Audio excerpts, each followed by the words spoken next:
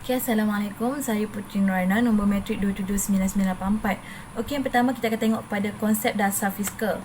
Dasar fiskal adalah satu dasar kerajaan yang dilaksanakan melalui perubahan dasar cukai dan perbelanjaan kerajaan agar keadaan ekonomi yang stabil dapat dicapai. Tujuannya adalah untuk mencapai kestabilan ekonomi tanpa adanya inflasi dan juga pengangguran. Dasar fiskal terbahagi kepada dua, iaitu dasar fiskal mengembang dan dasar fiskal mengucup. Dasar fiskal mengembang tujuannya adalah untuk meningkatkan permintaan agregat melalui penurunan kadar cukai dan pertambahan perbelanjaan daripada pihak kerajaan. Dasar fiskal mengembang ini digunakan ketika ekonomi mengalami masalah kemelesetan dan menghadapi masalah pengangguran. Oleh itu, kuasa beli dan permintaan pada ketika ini meningkat dan perbelanjaan agregat juga turut meningkat. Yang kedua adalah dasar fiskal mengucup. Dasar fiskal mengucup tujuannya adalah untuk mengurangkan permintaan agregat melalui peningkatan kadar cukai dan juga pengurangan daripada pihak kerajaan. Jadi, dasar fiskal ini digunakan ketika ekonomi mengalami masalah inflasi. Oleh itu, kadar cukai dinaikkan supaya pendapatan boleh guna akan menurun. Jadi, kuasa beli dan permintaan pengguna juga akan menurun serta perbelanjaan agregat juga akan turut menurun. Seterusnya kita akan tengok kepada konsep hutang awam. Hutang awam juga dikenali sebagai hutang kerajaan atau hutang negara. Hutang negara ini merujuk kepada jumlah wang yang kerajaan negara telah berhutang kepada para peminjamnya, sama ada dari dalam negara ataupun dari negara lain ataupun daripada organisasi antarabangsa. Jadi biasanya hutang ini berlaku disebabkan oleh kerajaan perlu membuat pinjaman duit untuk menutup kekurangan dalam belanjawan ataupun untuk membiayai projek-projek yang besar. Nama saya Anis Riza binti Abdullah, nombor metrik 285056. Antara kebaikan defisit fiskal dan hutang awam adalah yang pertama, rangsangan ekonomi. Pertumbuhan ekonomi boleh dipertingkatkan dengan menggunakan defisit fiskal. Untuk menggalakkan penggunaan dan pelaburan, kerajaan boleh meningkatkan perbelanjaan awam atau mengurangkan cukai. Yang kedua, infrastruktur dan perkhidmatan awam. Kerajaan boleh membiayai projek infrastruktur yang boleh meningkatkan daya saing ekonomi dalam jangka masa yang panjang atau meningkatkan perkhidmatan awam seperti pendidikan dan penjagaan kesihatan dengan hutang. Yang ketiga, keperluan pembiayaan kecemasan. Defisit fiskal boleh memberikan kerajaan fleksibiliti keuangan untuk menangani kecemasan atau krisis ekonomi tanpa bergantung kepada pemotongan perbelanjaan yang mendadak. Dan yang terakhir ialah dapat menangani ketidakseimbangan ekonomi.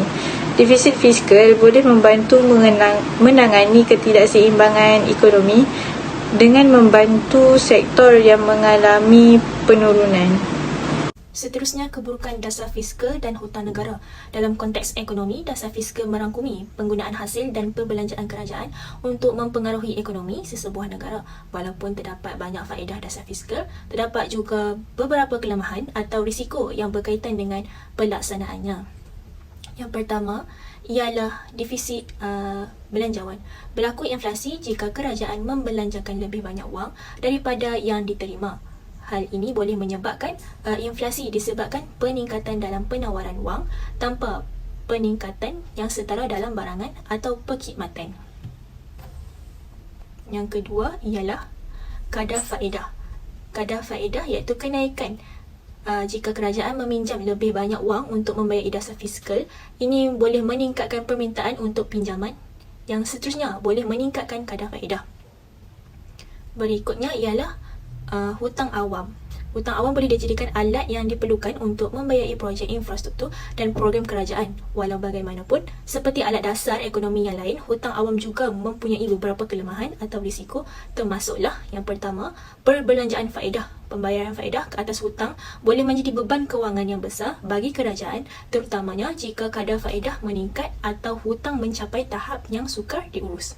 Yang kedua, iaitu risiko pembayaran dan kredit. Terdapat risiko bahawa kerajaan tidak akan mendapat membayar hutang tepat pada masanya yang boleh menyebabkan ketidakstabilan kewangan dan merosakkan kredibiliti kerajaan, iaitu berlaku penurunan penerapan kredit. Jika kredibiliti kerajaan menurun, agensi penerapan kredit boleh menurunkan penerapan kredit negara yang boleh meningkatkan kos pinjaman. Assalamualaikum, nama saya Nur Atman Syahidah binti Muhammad Zaki, nombor metrik 284978. Hari ini saya akan bentangkan tentang sejarah hutang awam negara Eropah. Dunia dikejutkan dengan krisis kewangan global yang meledak pada tahun 2007-2008. Krisis kewangan global 2007-2008 adalah paling teruk sejak semenjak kemelisitan besar Great Depression pada 1930-an. Krisis bermula daripada kejatuhan pasaran pajak gadai subprima di Amerika Syarikat dan akhirnya merebak ke Eropah. Salah satu negara Eropah yang mengalami krisis keuangan adalah Greece. Greece berdepan dengan masalah hutang dan belanjawan defisit. Kesan daripada krisis keuangan ini membawa Greece ke kancah masalah seperti pengangguran, peningkatan kos barangan dan perkhidmatan, pengurangan gaji, masalah insurans kesihatan, pembangunan sosial rakyat Greece terjejas dan sebagainya. Malah, agensi penarafan Standard & Poor's telah menurun taraf bond kerajaan Greece. Disebabkan itu, Greece telah mula melakukan langkah-langkah penjimatan dan memohon pinjaman keuangan daripada tabung keuangan antarabangsa dan Kesatuan Eropah. Saya, Nur Tasnim binti Hassan, akan meneruskan pembentangan berkaitan sejarah hutang awam Eropah. Pada Mei 2010, EU dan IMF telah bersetuju memberi bantuan kewangan dengan syarat-syarat pembiayaan. Tindakan Greece melakukan langkah-langkah penjimatan mendapat bantahan daripada rakyat Greece. Mereka melakukan rusuhan di jalan raya sebagai tanda membantah dasar tersebut. Krisis kewangan yang dihadapi oleh Greece ini juga menimbulkan persoalan berkaitan masa depan zon euro dan mata wang tunggal euro. Menurut beberapa kajian, krisis kewangan di negara Greece terjadi disebabkan oleh perbajaan besar kerajaan dan hasil kerajaan lemah, pengembangan sektor awam pada 1980-an, pinjaman berlebihan dan lain-lain lagi. Krisis kewangan ini mempunyai kesan mendalam daripada yang dijangkakan oleh pelbagai pihak. Sekian, terima kasih.